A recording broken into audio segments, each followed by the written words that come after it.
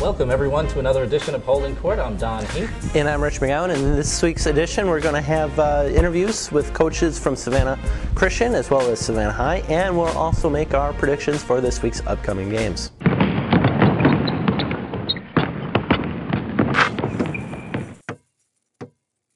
know what, Rich, if this week is anything like last week, our predictions are doomed. No prediction is going to be safe. Two of the big upsets last week came at the expense of Johnson High, Indeed. losing to Camden County and then to Windsor Forest on Tuesday night. And what about Savannah Country Day? They're on a roll, man. They defeated Savannah Christian on Tuesday night, and that was David Torreya has made a huge impact on that team. Absolutely, can't say enough about them. But upsets weren't only on the boys' side. We had several on the girls as well.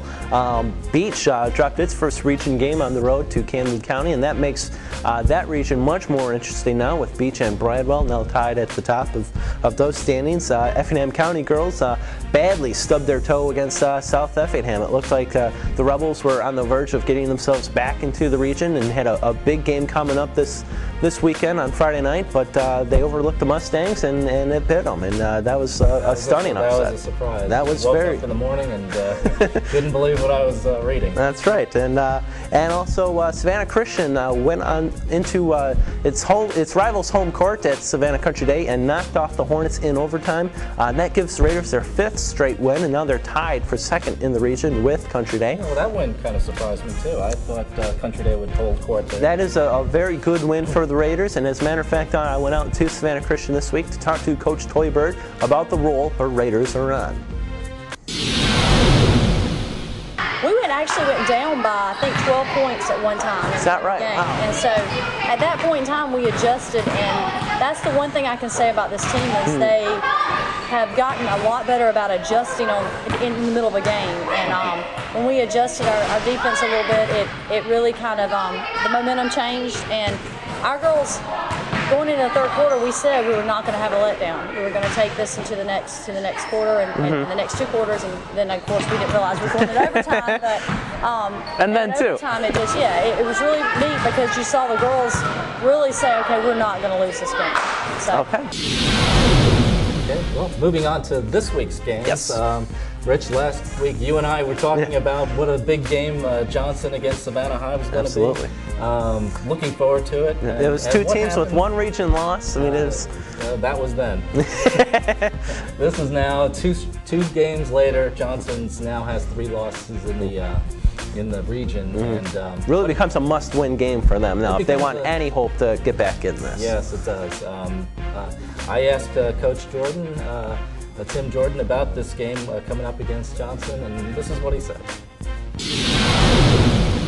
I think they've come together a little bit like we have. They're like we were. They lost about 10 or 11 guys on their team from last year, so they had a pretty much new group trying to come together. And they had more football guys come out late, so they got some of their kids later than we did, and I think we were a little ahead of them back at that time. But right now, it seems like we're both getting about trying to peak toward tournament time. Right. Okay, Don, now it's time to go to the full court press. I'm going to give you a series of games being played this weekend, and you have to pick the winners. You have to make a stand. Here we go. All right, hit me, brother. All right. All right, then. First, the aforementioned Savannah High Johnson game. Do the Adam Smashers get off the schneid and pull off the upset? No. Well, there we go. Moving on. No, Savannah High is just too tough. Johnson relies on jump shots, and yes. Savannah High just has too many weapons. They'll be on there. They'll be able to defend the outside shot well enough, and Johnson really, I just can't see it happening. Okay, moving on to Region 2, Quad A. We've got Statesboro at Glen Academy on Saturday night. Okay, Statesboro's ranked number 4 in the state. They're coming off a big win over Brunswick High School. Glen Academy's red hot right now. They've won 4 in a row, but that game's being played at Glen Academy. Does home court count for anything? Yeah, well, first time they played was a 4-point game in Statesboro. Well, there you go. Statesboro winning, but I still like the Blue Devils in this one.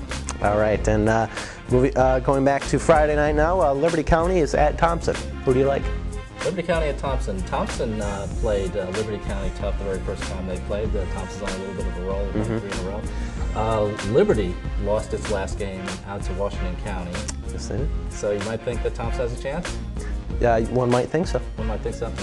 No. Liberty County just too strong for Thompson. Well, you picked them last week and they lost. The Don Heath kiss of death for the Panthers. No.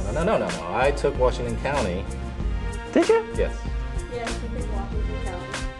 Nobody's asking you. Don't listen to the person behind the camera. She doesn't know what she's talking about. All right, well. Voice from above. Moving on. Tuesday special here. Savannah Christian at Calvary Day. Big region meeting. Who do you like? I would take Calvary, but they never win when I pick them, so I'm taking Savannah Christian. All right, well, there you go. Rich, now it's your turn. Okay, here we go. Full court press. Here we go. Johnson, Savannah High. Well, these are two fairly evenly matched teams. I saw Johnson earlier this year play against Keenan, a team from South Carolina, and I said to myself, wow, Johnson is on the verge of turning the corner. But ever since then, they've had quite a bit of turmoil. Coach Kim Bynum has had to move a player or two from the team. They've also had a couple players who've had to put a little more focus on their studies, either because their grades were just falling behind, or they've got that really tough IB program at Johnson, so they've had a couple players that just wanted to focus on their studies, which is a good thing, but it's hurt the Adams Masters a little bit this season. Savannah High, meanwhile, coming off a huge come-from-behind win over Windsor Forest last week, so they're coming in with momentum, and momentum is a hard thing to stop, so I'm going to take the Blue Jackets here. Sonia Hayward was our player of the week last week. That's right. Also on Friday, Glen Academy is at Effingham County. Effingham coming off the loss. Yes, and this team can be hard to figure out. A couple weeks ago they made a very nice win over Brunswick, who at that time was undefeated and state ranked. Effingham looked like they were about to get themselves back into the region standings, but that loss to South Effingham has really put a hurt on them. They're now 3 games behind first and 2 behind second. So for that reason, and Glen Academy is coming in. They're 15-3 overall, 7-1 in the region. They're just a very strong team. So I'm liking Glen Academy in this one. Portal visits Savannah Christian. Yes. Do the Raiders have a letdown? I don't think so. They're playing at home, and they typically play pretty well in their home barn. They've got that thing rolling there now. It took them a little while to get things figured out, but they seem to have that. And coming off a big win against Country Day, I can't see Coach Bird letting them have a letdown. I mean, that win could give them a lot of momentum as the season winds down here. So I like the Raiders to win their 6th straight.